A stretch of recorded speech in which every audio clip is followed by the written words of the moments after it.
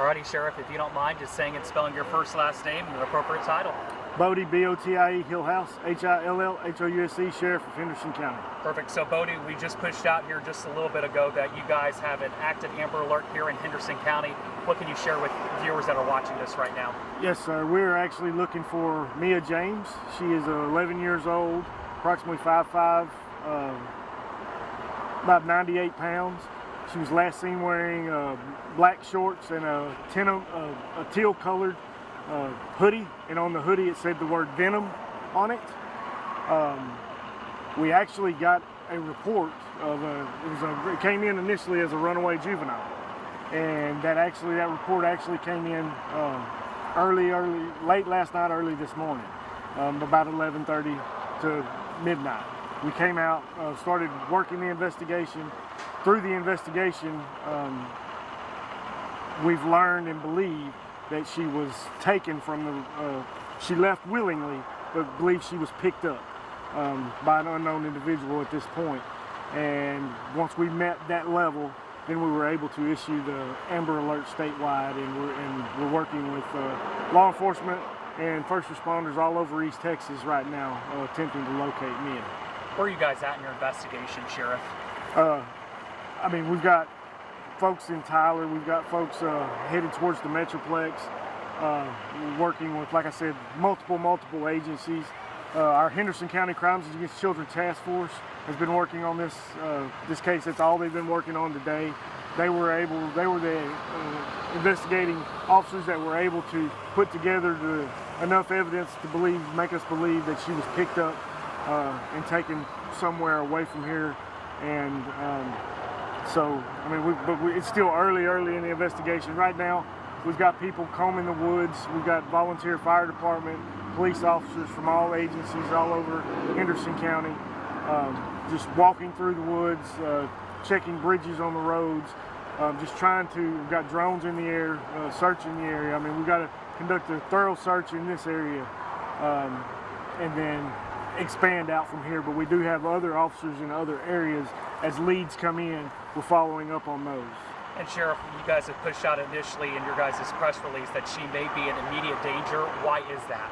Why do y'all believe that? Well, number one, through the investigation, she is very active on social media, and we believe she may have met someone on social media. She's 11 years old. There's tons of bad things that can happen to somebody, and if somebody's willing to come pick up an 11-year-old against their parents' will, you just don't know what's going to happen to that individual. So we're trying to get her back safe and sound as quickly as possible. You guys have a command center out here. Just talk about, you've got DPS, you've got the fire department. Just talk about this is basically all hands on deck at this moment. Yes, sir, it is. We've got multiple police agencies, DPS, multiple fire departments here, working with the Texas Rangers, working with the FBI, working with police officers all over East Texas. And then we've got a lot of people out in the field now. So, yeah, I mean, we've dropped everything, and this is our main focus right now. Sheriff, I know you mentioned this earlier, but I just want to ask you again, a lot of people on social media, as you know, are putting out that she may be a different height, but you are saying that, or they were saying that she's shorter than 5'5", but you were saying she is 5'5", her height, so can you clarify that for us? I mean, that's what was reported, that's what the deputy took, that got from the family, so that's the information that I'm putting out. Okay, and Sheriff, is Mia James known to you guys? Have you guys been called out to her home before? I mean, is she known to run away before? Or? No, I haven't heard this name before. Okay. So talk about, too, just as far as you guys have dogs canvassing, just talk about just the additional resources that are going to hopefully help you guys locate this 11-year-old.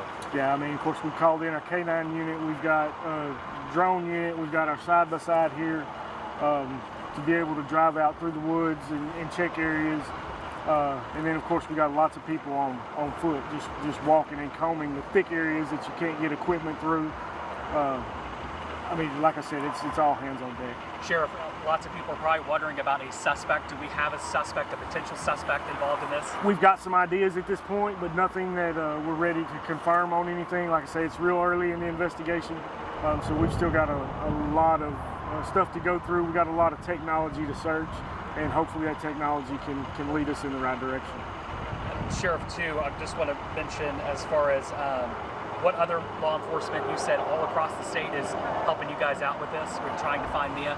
I mean, we've got Tyler PD, we've got the FBI, we've got DPS, Chandler Police Department, Athens Police Department, I believe Brownsboro, Eustis, and that's just here. And then we've got agencies up towards the Metroplex.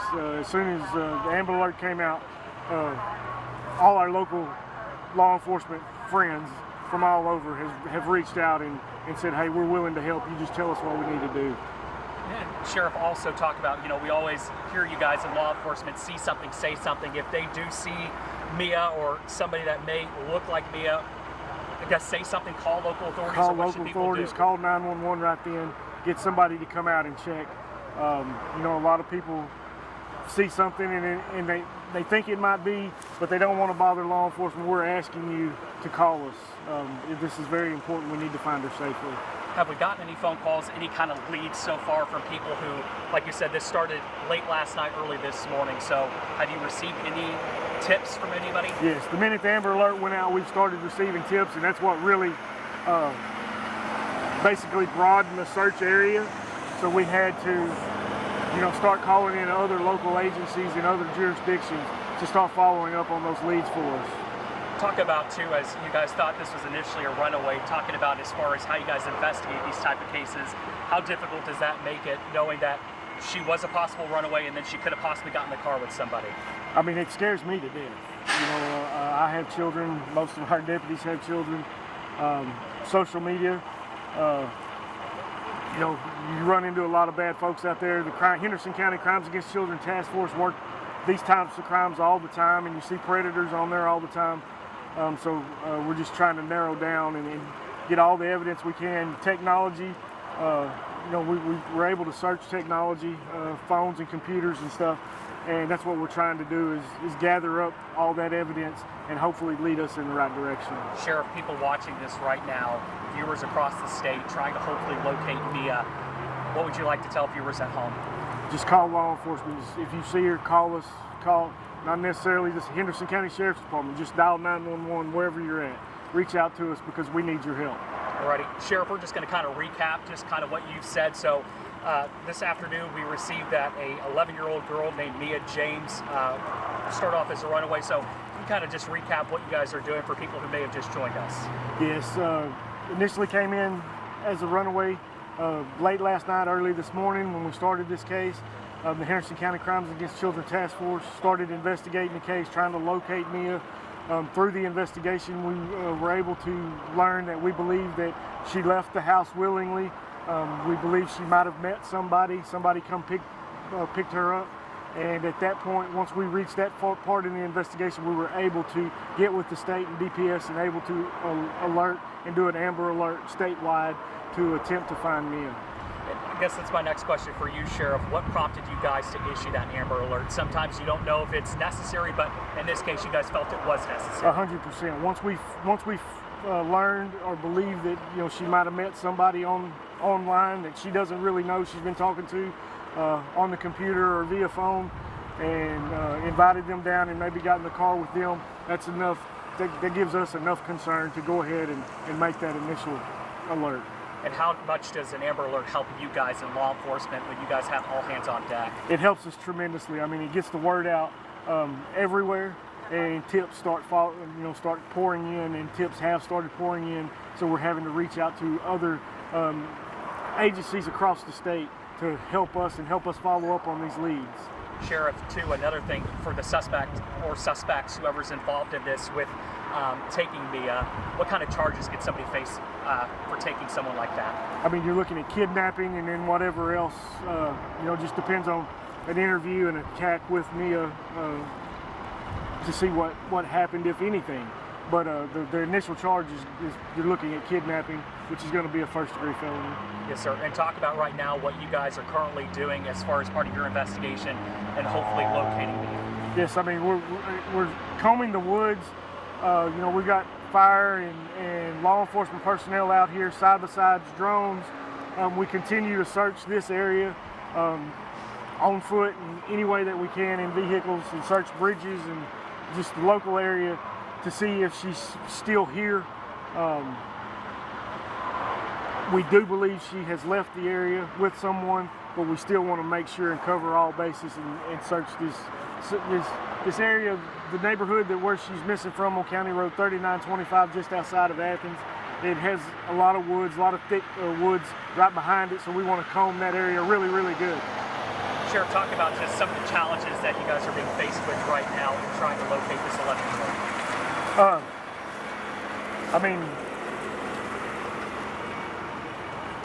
being behind the curve, to be honest with you. I mean, runaway reported last night. We're hours in.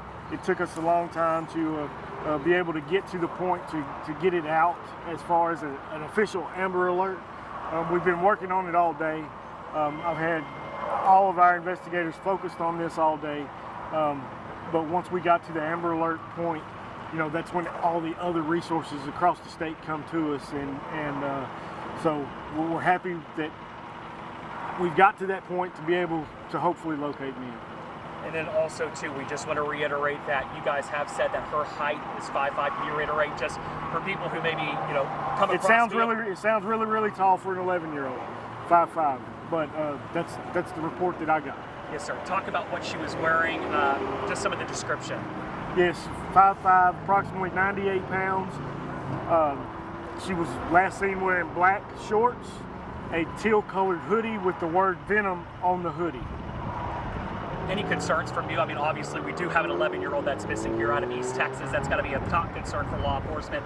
Any other concerns for you guys? Just her safety and getting her home back to her family. Again, anybody who comes across Mia, what can they do? What can people at home do to help you guys out if they were able to or come across Mia? Please, if you see somebody that resembles her or you think it's her, call 911 right then, local law enforcement, wherever you're at. We'll go investigate that and get back with us, and that's what we need. Sheriff, that's all I've got. Anything else you'd like to mention or say? No, sir. Thank you for coming. All right, thank you, Sheriff.